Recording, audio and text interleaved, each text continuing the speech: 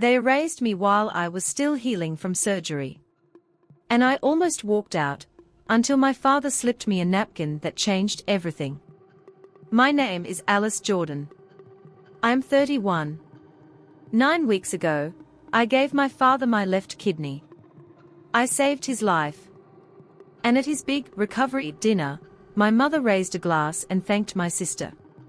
To Natalie, she said, smiling wide. The one who saved your father's life. 22 people cheered. Not one of them looked at me. I sat there with a fresh 6-inch scar burning through my dress. My bank account empty. My body permanently changed. And in that moment, I realized something brutal. I had never existed in that family. Not really. But what my father wrote on that napkin. It didn't just expose the truth. It handed me power. And weeks later, when my mother and sister finally found out, everything exploded. But to understand how it got there, you need to know what it feels like to grow up invisible. I work at a small non-profit called Bright Futures Education Fund in Charlotte. I help first-generation college students figure out financial aid. I make $36,500 a year. I live alone. Studio apartment. 20 minutes from my parents. My mother invites me over maybe 5 times a year. My sister Natalie. She's everything I'm not. 36. VP of Operations at my dad's company. Makes $185,000 a year. Big house. Husband. 2 kids. And my mother's full attention. When Natalie joined the company, my mom said, finally, someone who understands legacy. I had just finished my master's degree. No one even asked if I wanted an interview. That's when I started pulling away. Or at least, that's what they told themselves. Because the truth. I stopped showing up to places where I wasn't seen. Christmas dinners where I was still seated at the kids' table. Birthdays where my mother forgot I existed. Company events where I wasn't relevant enough to attend. So yeah, I stopped going. But when my father collapsed on July 20th, 2025, none of that mattered. I wasn't invited to the gala where it happened. 200 people. Black tie. Speeches about family values. I found out from a LinkedIn post. At 9:47 p.m, my cousin texted me. Your dad collapsed. They are taking him to Presbyterian. I dropped everything and drove. When I walked into that ER waiting room, my mom didn't look relieved. She looked annoyed. I asked how he was. She answered like I was a stranger. Natalie barely looked up from her phone. I sat there. Alone. 3 chairs away from my own family. Then the doctor came out. Stage 4 kidney failure. 6 to 8 weeks for a transplant. Or dialysis for life. My mom said, we'll do whatever it takes. But she didn't look at me when she said, we. Later, when I finally got into his room, my father saw me and started crying. I thought you wouldn't come, he said. I froze. Of course I came, I said. He hesitated. Your mother said you'd been distant. Busy. That's when it hit me. She had rewritten me. Made me the one who didn't care. I took his hand. I'm here, I said. I'm not going anywhere. Then he said it. They say I need a kidney. And before he could even finish, I'll get tested, I said. The next morning, I did. I didn't tell anyone. A week later, I got the call. Perfect match. 98% compatibility. I sat in my car and cried. Not because I was scared. But because I knew this wouldn't change anything. Still, I called him. I'm a match, I said. I want to donate. He went quiet. Then he whispered, "Your mother won't like that." "I don't care," I said. 2 days later, we had a family meeting. My mom stared at me like I'd done something wrong. "You tested without telling us." "I wanted to be sure," I said. Natalie jumped in. "I was going to test this week." She wasn't. She hadn't even scheduled it. My mom turned to my dad. "Do you want Alice to do this?" He looked at me. "If she's willing." "I don't want to wait." My mom's face hardened. "We could find someone else," she said. "A friend. A colleague." I stared at her. "I'm a perfect match. Why is this a problem?" She didn't hesitate. "Because you've never finished anything difficult in your life." That should have stopped me. It didn't. 3 days later, Natalie called. "I'm organizing a fundraiser," she said. "Kidney disease awareness. We'll help with costs." It sounded generous. It wasn't. Because a week later, I found the event listing. Her name was everywhere. Mine was nowhere. That's when I realized she wasn't helping. She was positioning.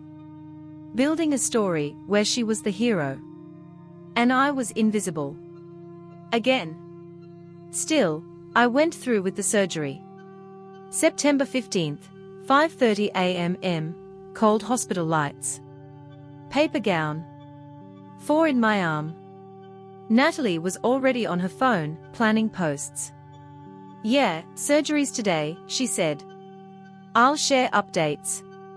Even then, she was controlling the narrative. At 6:15, they wheeled my dad past me. He mouthed, "Thank you."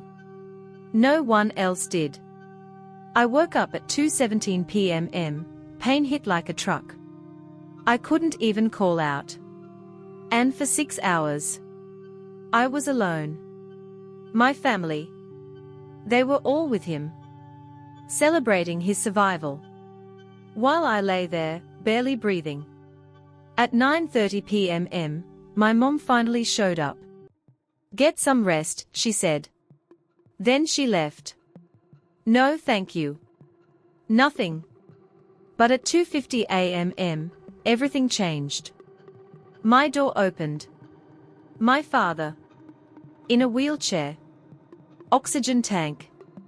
Barely stable. "I had to see you," he whispered. He took my hand. "I see you, Alice," he said. "I've always seen you." I broke. Because that was the first time he'd ever said it. "I'm going to fix this," he added. I didn't understand what he meant. Not yet. The next few weeks were brutal. Pain. Isolation. Bills piling up. Over $11,000 in expenses. No help. No support. Natalie's fundraiser. Everywhere. News. Social media. Press releases. $83,200 raised. Her name in headlines. Her face in photos. Mine? A blurry figure in the background. That's when it clicked. This wasn't about helping my dad. It was her CEO audition. And she was winning. By erasing me. Completely. Then came the dinner. November 23rd, Ashford Hall. 22 guests. I was seated near the end of the table. Position 18. Like an afterthought. When I sat down, the pain in my side flared. My scar peeked above my dress. Natalie saw it. Looked away. At 6:42 p.m, my mother stood. She gave her speech. Built the moment. Controlled the room. Then she said it. To Natalie, the one who saved your father's life. Applause. Cheers. Glasses clinking. And something inside me snapped. I stood up. I was leaving. Then, my father grabbed my wrist. Tight. Desperate. He slid a folded napkin into my hand. "Read it," he whispered. I sat back down. Hands shaking. Opened it under the table. And everything changed. I changed the medical proxy to you. $2, 3 million life insurance, now yours. 51% of the company, transferred to you. They don't know. I read it again. And again. Then I looked up. He nodded. That was the moment. Everything flipped. They thought I was powerless. They thought I was nothing. But legally, I now controlled everything. I finished dinner in silence. Let them celebrate. Let them believe their version of the story. Then I walked out.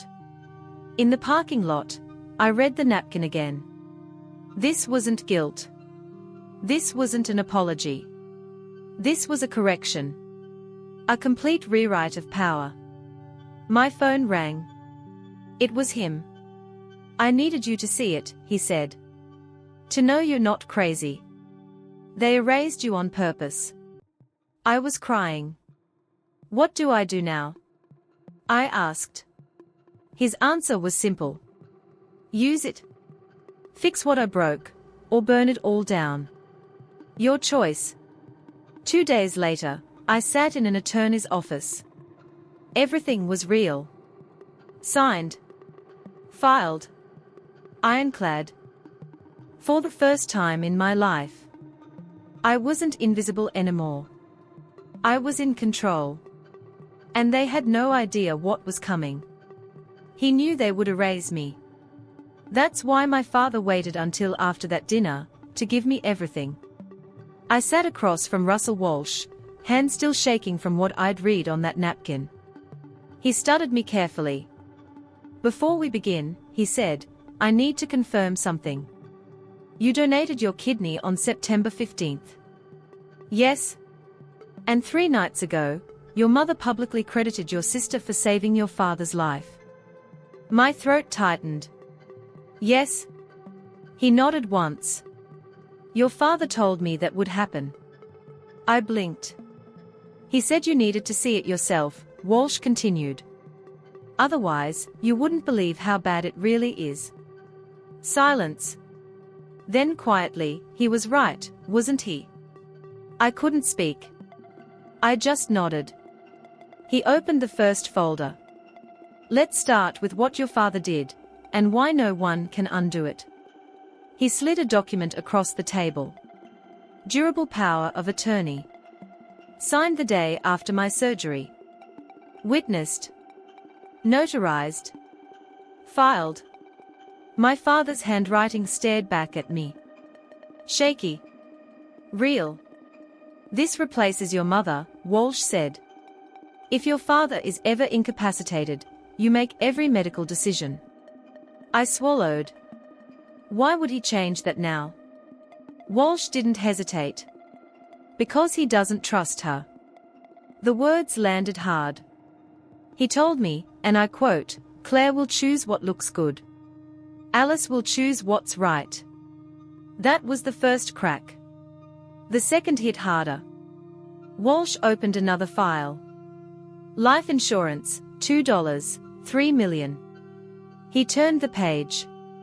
Beneficiary: Alice Jordan. 100%. I stared at it. For 18 years, that money belonged to my mother. Now? Nothing. "She doesn't get $1, Walsh said calmly. "This will destroy her." "That's not my concern," he replied. "Your father was very clear. You saved his life. This belongs to you." Then came the third folder. And everything shifted. "Jordan Medical Supply Company," he said. My pulse spiked. "Your father transferred 51% voting shares to you." I froze. "Majority control," he continued. "You can fire executives. Appoint leadership. Control operations. My voice barely came out. My mother. Non-voting shares. My sister. Non-voting. And me. Walsh met my eyes. You own the company. The room felt like it tilted. They don't know, he added. Not yet. That's when he handed me the envelope. My father's letter. I opened it. And with every line, something inside me broke, and rebuilt at the same time. He admitted everything. The silence. The neglect. The truth I'd felt my whole life, but could never prove. My mother didn't ignore me by accident. She erased me on purpose. Because I reminded her of someone he loved before her. And my father. He let it happen. For 34 years. I read the last line through tears. I can't give you those years back, but I can give you power. I looked up. What do I do now? Walsh didn't hesitate. Wait until they show you exactly who they are, then act. I let out a breath. They already did. He nodded. Then you know what comes next. And I did. Because just 3 days later, everything started collapsing. It began with a phone call. My mother. Screaming. The insurance company had told her the truth.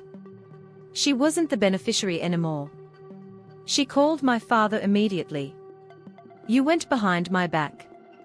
His voice. Calm. It's done, Claire. You erased her first. That was the moment the war started. The next explosion came from Natalie. She found the shareholder filing. Drove straight to the house. Stormed into his office. What is this? My father didn't flinch. She saved my life. Natalie snapped back. I raised $83,000. You raised your profile, he said. Alice gave me her kidney. Silence.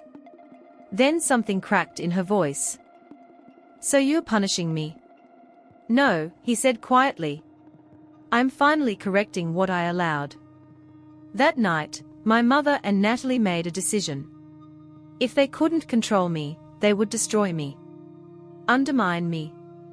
Turn the company against me. Make me fail. But they made one mistake. They assumed I didn't know who they really were. They were wrong. Because I went digging. And what I found changed everything. In my hospital records, there was an ethics report. Dated before my surgery.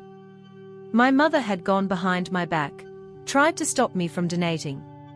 Told doctors I was unstable. That I was doing it for attention. She tried to take that from me too. Even that. I sat there staring at the paper, hands shaking. She didn't just erase me. She tried to block me from saving his life. That's when something inside me went cold. No more waiting. No more silence. It was time. December 16th, boardroom. 7 executives. My mother. My sister. My father. And me. For the first time, at the head of the table.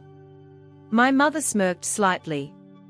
You don't usually attend these meetings. I placed the documents down. I do now.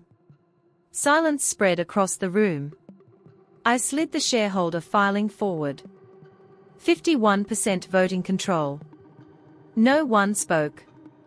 Then I opened my folder. And I ended the lie. I donated my kidney. I placed the medical records in front of them. I paid the price. I pulled down my collar. Showed the scar. The room shifted. Faces changed. My mother went pale. Natalie stared at the table. I didn't stop. At dinner. I was erased. Then I dropped the final blow. And before surgery, my mother tried to stop it. The ethics report hit the table. Silence.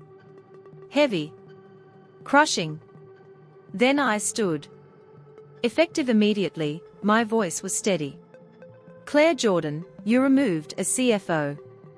She shot up. You can't, I can. And I just did. I turned to Natalie. You have 48 hours. Stay or leave. Tears streamed down her face. The vote happened. And just like that, it was over. Power shifted. For the first time in my life, I wasn't the one being dismissed. I walked out without looking back. Behind me, chaos. Within days, my mother lost everything. Her position. Her control. Her marriage. Natalie. Demoted. Exposed. Crumbling. Her husband found out the truth. That she stood there and took credit for my sacrifice. That was the beginning of the end for them. Then one night, she showed up at my door. Broken. Drunk. Crying. I'm sorry, she said. Not defensive. Not proud. Just shattered. For the first time, I saw her clearly. Not the golden child. Just another victim, shaped by the same system that erased me. But I didn't forgive her. Not then. Maybe not ever. I hear you, I said. That's all I can give you. She nodded. And left. That was the last time we spoke. After that, I rebuilt everything. I hired a CEO. Stabilized the company. Paid off every dollar of debt. And then I did something no one had ever done for me. I created a fund. For people like me. Living donors. People who give and get forgotten. Because I knew exactly what that felt like. Months later, a girl sat across from me. Same fear in her eyes. Same story. Family choosing someone else. I showed her my scar. This is the easy part, I told her. Being seen, that's the hard part. She asked me, what if they never see me? I looked at her. Then you learn to see yourself. Because that's the truth no one tells you. You don't heal when people apologize. You heal when you stop needing them to. Now, my father and I meet every Sunday. Slowly rebuilding something real. My mother lives far away. We barely speak. Natalie. Gone from my life. And me? For the first time ever, I'm not invisible. I'm not erased. I'm not second. I'm just Alice. And that's finally enough.